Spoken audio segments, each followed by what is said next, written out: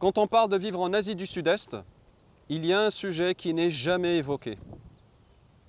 On parle du coût de la vie, on parle de visa, on parle d'expatriation, mais il y a une réalité beaucoup plus simple et beaucoup plus fondamentale. Si vous ne parlez pas anglais, vivre en Asie du Sud-Est devient extrêmement compliqué. Et dans cette vidéo, je vais expliquer pourquoi l'anglais est absolument essentiel si vous envisagez de vivre dans cette région du monde.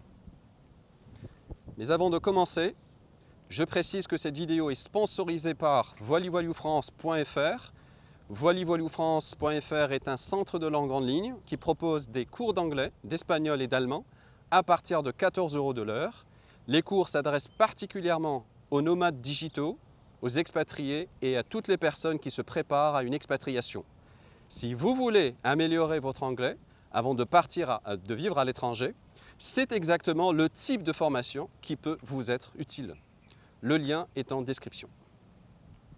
Quand on arrive en Asie du Sud-Est, on se rend vite compte d'une chose. Chaque pays a sa propre langue. Et souvent, plusieurs langues ou dialectes. Il y a le thaï, le khmer, le vietnamien, le malais ou bahasa. Aux Philippines, il y a plusieurs langues locales. Il y a aussi le chinois, parlé dans beaucoup de régions ici. Et ces langues ont souvent des systèmes linguistiques très différents des langues européennes. Il faut bien comprendre la réalité linguistique en Asie du Sud-Est. Il faut être très clair sur un point. Pour un francophone, apprendre certaines langues asiatiques peut être extrêmement difficile. Par exemple, le thaï, le vietnamien, le chinois sont des langues d'intonation, des langues tonales. Ça signifie que le sens d'un mot change selon votre intonation. Un même mot prononcé avec un ton différent peut avoir plusieurs significations complètement différentes. Et ce n'est pas tout. Ces langues utilisent aussi des structures grammaticales différentes, la place du sujet, de l'objet et du verbe, des systèmes d'écriture différents, donc des alphabets différents, et parfois il y a plusieurs dialectes à l'intérieur d'une seule langue. La réalité est que maîtriser ces langues peut prendre des années, parfois même toute une vie. Cela ne veut pas dire qu'il est impossible d'apprendre quelques mots, mais atteindre un niveau suffisant pour gérer la vie quotidienne, l'administration ou les affaires est beaucoup plus compliqué. Maintenant, il y a le cas particulier du malais. Parce que c'est une exception intéressante dans cette région. Le malais et l'indonésien sont souvent considérés comme plus accessibles. La grammaire est relativement simple et l'alphabet est basé sur l'alphabet latin. Donc si on parle lentement avec un peu de pratique, il est possible d'avoir des conversations simples. Mais même dans ces pays, l'anglais reste très important. Parce qu'en fait, tout ce que vous allez faire, c'est répéter des mots que vous savez déjà. Vous ne pourrez pas inventer du sens, vous ne pourrez pas inventer de nouvelles phrases. Dans toute l'Asie du Sud-Est, l'anglais est la langue commune entre étrangers et locaux. Dans les hôtels, dans les administrations touristiques, dans les entreprises, dans les grandes villes. C'est là qu'on voit une erreur fréquente chez certains Français et c'est un point culturel qu'il faut mentionner. Certaines personnes venant de France ont parfois une forme d'attente implicite. Elles pensent que leur langue sera comprise partout. Mais en réalité, le français est très peu utilisé, très peu parlé en Asie du Sud-Est. Contrairement à d'autres régions dans le monde, comme certaines parties d'Afrique subsaharienne, ou même dans les dom-toms, ici le français n'est jamais utilisé.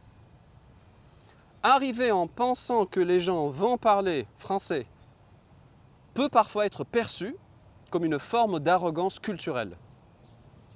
Quand on s'expatrie, il faut s'adapter à la langue commune du pays ou de la région. C'est aussi simple que ça. Dans ce cas précis, la lingua franca, c'est clairement l'anglais. Je vais vous donner des exemples de situations concrètes.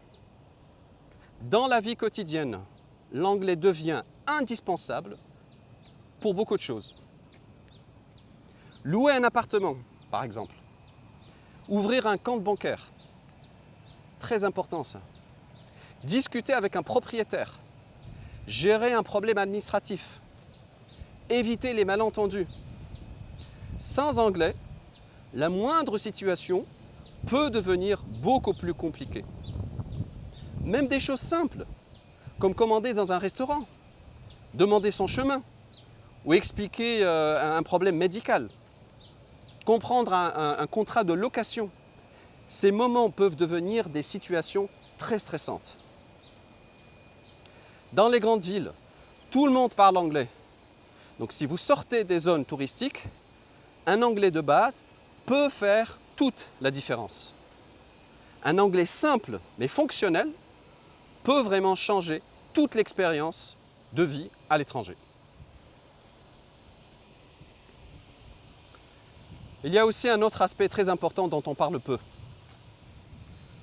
L'anglais n'est pas seulement utile pour la vie quotidienne, il est aussi essentiel pour les opportunités professionnelles. En Asie du Sud-Est, beaucoup d'entreprises travaillent avec des partenaires internationaux. Dans les grandes villes comme Bangkok, Kuala Lumpur, Singapour, Ho Chi Minh Ville, l'anglais est souvent la langue de travail dans les entreprises internationales. Même si vous travaillez en ligne, par exemple comme freelance ou digital nomade, la majorité des plateformes utilisent l'anglais. Les clients, les contrats, les échanges professionnels, par email ou par téléphone, tout se fait très souvent en anglais. Cela signifie qu'avoir un bon niveau d'anglais offre ici beaucoup plus de possibilités. Pour trouver des clients, pour collaborer avec des entreprises étrangères, pour comprendre des contrats, même pour développer un business en ligne. À l'inverse, ne pas parler anglais peut rapidement devenir un vrai handicap.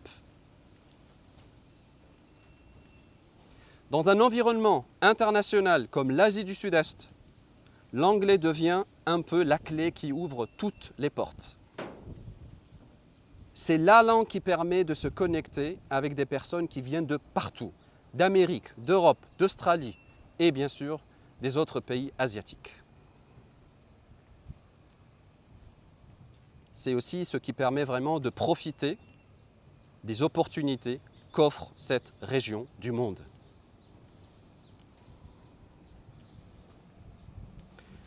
Il y a un phénomène ici qui est assez intéressant, que j'ai observé personnellement chez certains expatriés. Certaines personnes partent vivre à l'étranger, mais finalement restent dans une petite bulle francophone. Elles fréquentent uniquement d'autres Français, des restaurants français et des groupes francophones. Et au final, elles ont très peu d'interactions avec les habitants du pays. L'une des raisons principales est souvent la barrière de la langue. Quand on ne parle pas anglais, il devient beaucoup plus difficile de rencontrer des gens venant d'autres pays. Parce que la plupart des expatriés ici utilisent l'anglais pour communiquer entre eux, peu importe le pays d'où ils viennent. Parler anglais donc permet non seulement de gérer la vie quotidienne, mais aussi de rencontrer d'autres expatriés, de créer des relations internationales et de s'intégrer beaucoup plus facilement. Sans cette langue, je vous le dis, il sera très facile de s'isoler dans un pays qui est plutôt dynamique.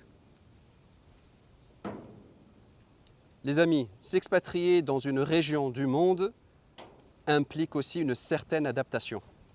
On ne peut pas simplement reproduire exactement la même vie qu'on a en Europe. Et ça demande un peu d'humilité et quelques efforts. Si des sujets comme l'expatriation, la vie en Asie du Sud-Est et la liberté géographique vous intéressent, vous pouvez vous abonner à la chaîne parce que les prochaines vidéos concerneront ces différentes thématiques.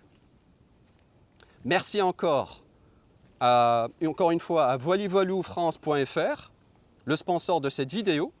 C'est un centre de langue, je rappelle, en ligne qui propose des cours d'anglais, d'espagnol et d'allemand à partir de 14 € de l'heure, spécialement conçu pour les digitaux, les nomades digitaux, les expatriés et les personnes qui se préparent à partir à l'étranger. À bientôt les amis.